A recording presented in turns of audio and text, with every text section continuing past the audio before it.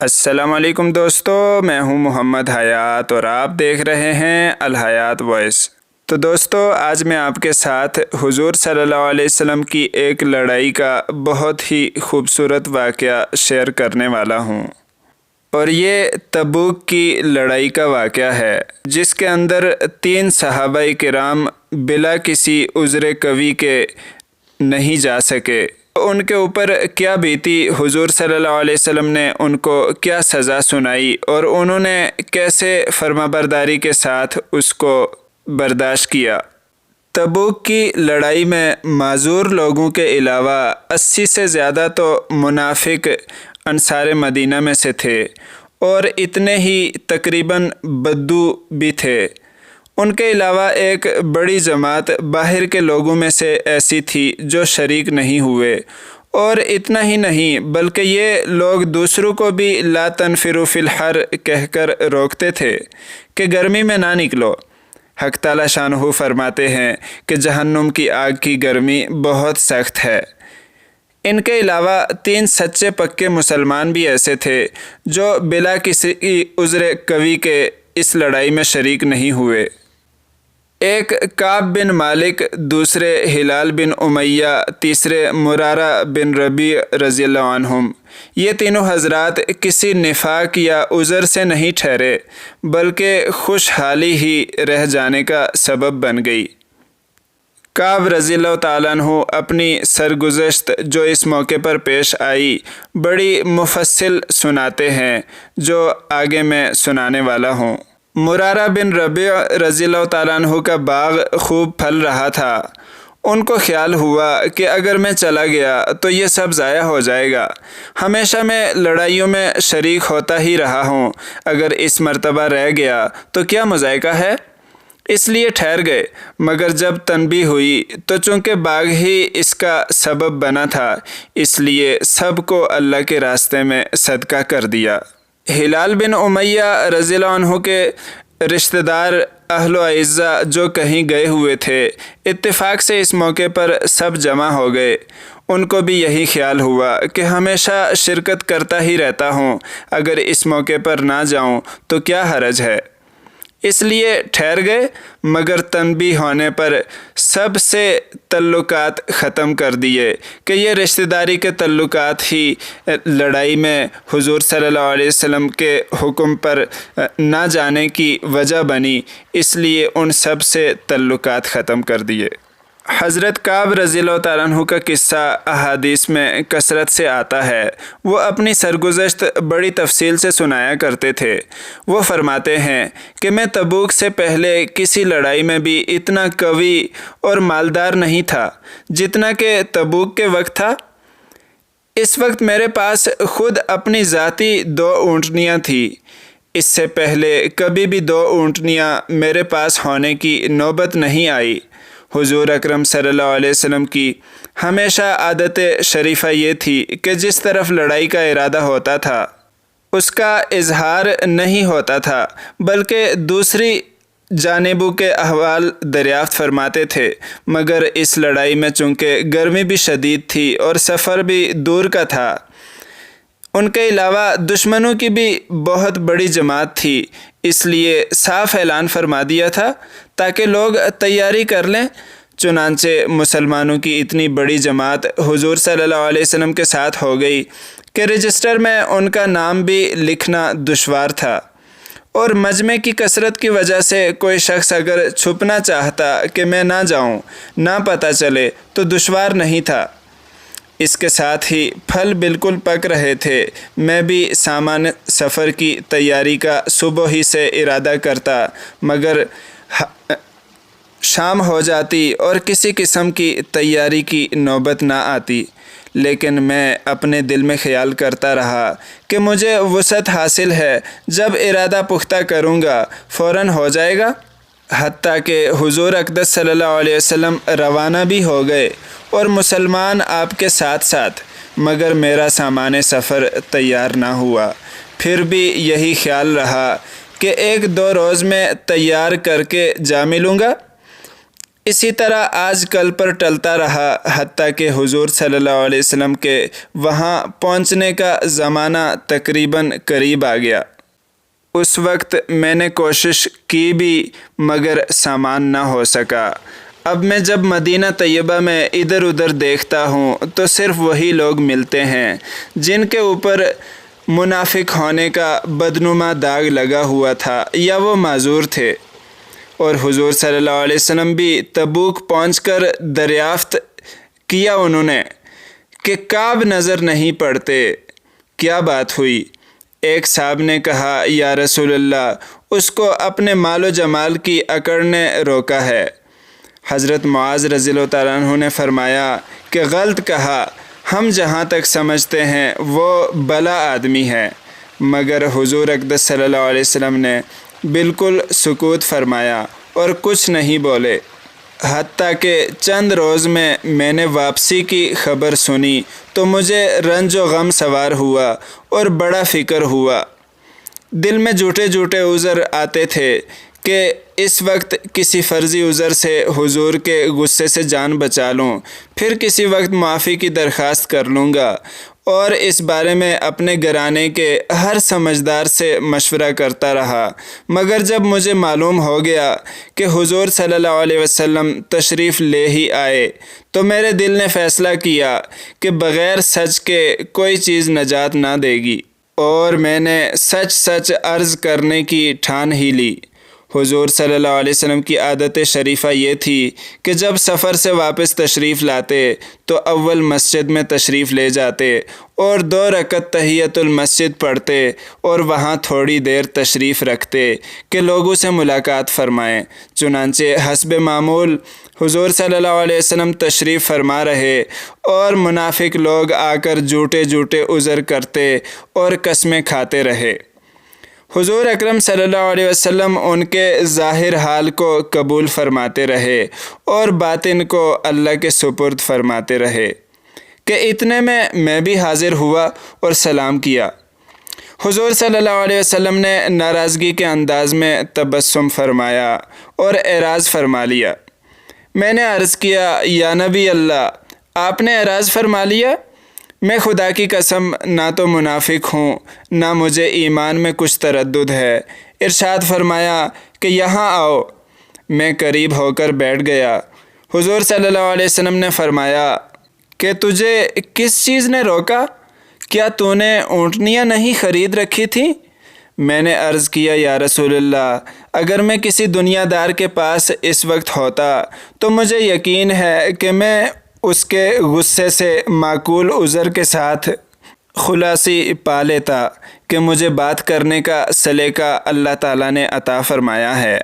لیکن آپ کے متعلق مجھے معلوم ہے کہ اگر آج جھوٹ سے آپ کو راضی کر لوں تو قریب ہے کہ اللہ جل جلالہ مجھ سے ناراض ہوں گے، اور اگر آپ سے صاف صاف عرض کر دوں تو آپ کو غصہ آئے گا، لیکن قریب ہے کہ اللہ کی پاک ذات آپ کے عتاب کو زائل فرما دے گی۔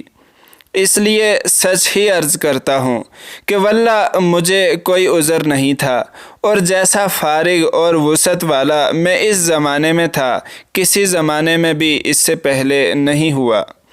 حضور نے ارشاد فرمایا کہ اس نے سچ کہا۔ پھر فرمایا کہ اچھا اٹھ جاؤ، تمہارا فیصلہ حق تعالیٰ شانہ خود فرمائیں گے۔ میں وہاں سے اٹھا تو میری قوم کے بہت سے لوگوں نے مجھے ملامت کی کہ تو نے اس سے پہلے کوئی گناہ نہیں کیا تھا، اگر تو کوئی عذر کر کے حضور سے استغفار کی درخواست کرتا تو حضور کا استغفار تیرے لیے کافی تھا۔ میں نے ان سے پوچھا کہ کوئی اور بھی ایسا شخص ہے جس کے ساتھ یہ معاملہ ہوا ہو؟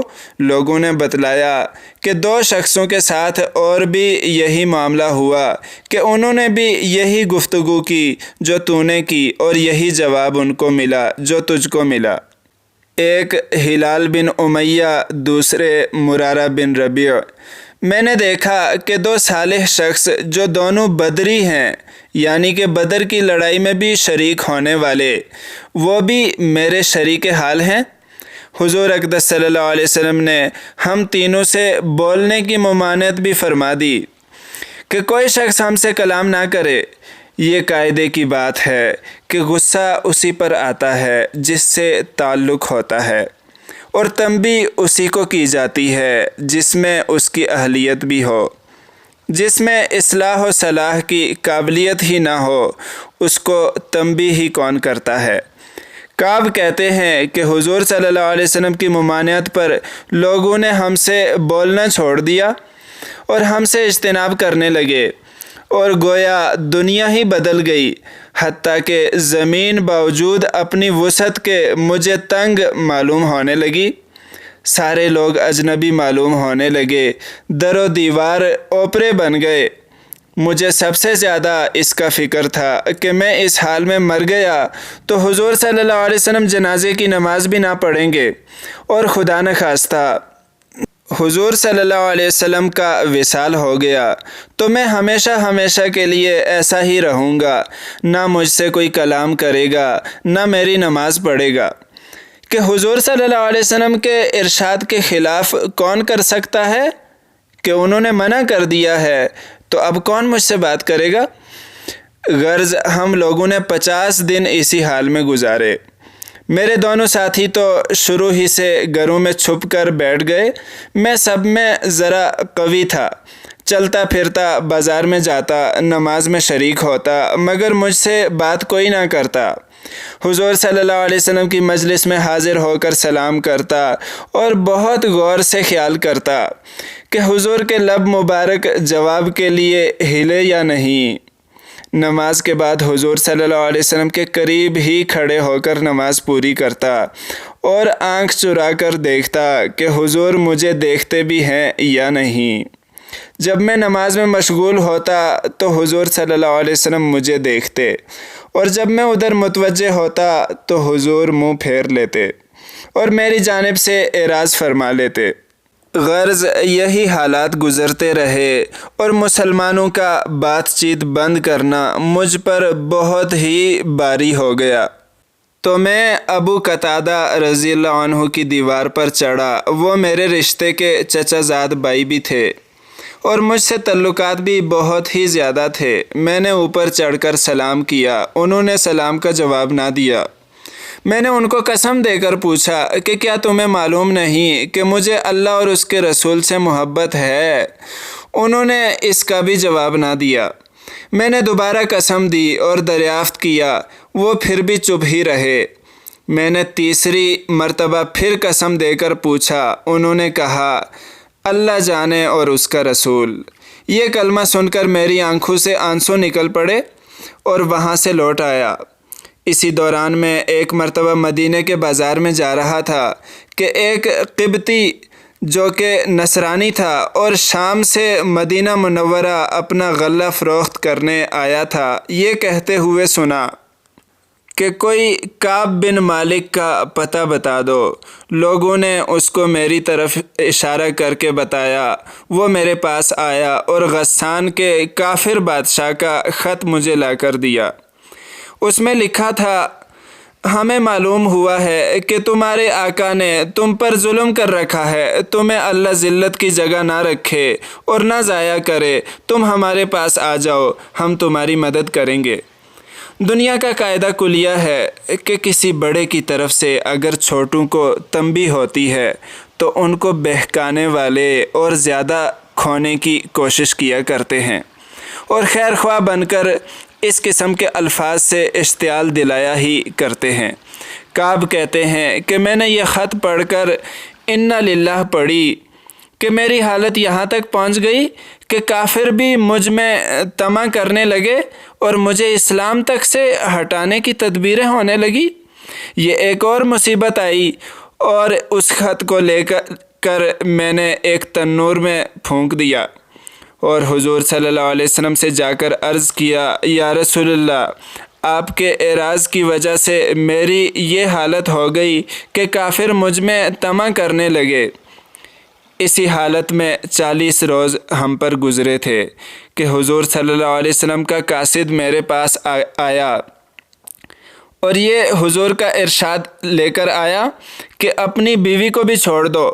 میں نے دریافت کیا وہ کیا چاہتے ہیں، اس کو طلاق دے دوں؟ کہا نہیں، بلکہ علیحدگی اختیار کر لو۔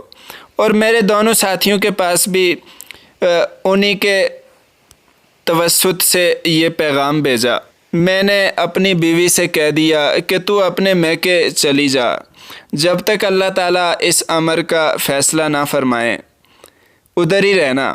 ہلال بن امیہ کی بیوی حضور کی خدمت میں حاضر ہوئیں اور عرض کیا کہ ہلال بالکل بوڑھے شخص ہیں، میں ان کی کوئی خبر گیری کرنے والا نہیں ہے۔ اگر میں ان کی خبر گیری نہیں کروں گی تو ہلاک ہو جائیں گے۔ اگر آپ اجازت دیں اور آپ کو گرانی نہ ہو تو میں کچھ کام کاج ان کا کر دیا کروں۔ حضور صلی اللہ علیہ وسلم نے فرمایا، کوئی بات نہیں، اجازت ہے، لیکن صحبت نہ کریں۔ انہوں نے عرض کیا، یا رسول اللہ، اس چیز کی طرف تو ان کو میلان بھی نہیں۔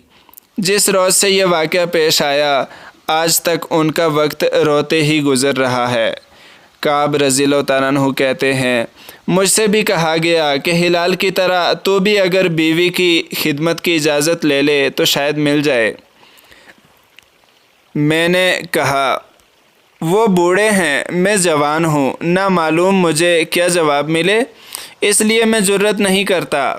غرض اس حال میں 10 روز اور گزرے کہ ہم سے بات چیت میل جول چھوٹے ہوئے پورے 50 دن ہو گئے۔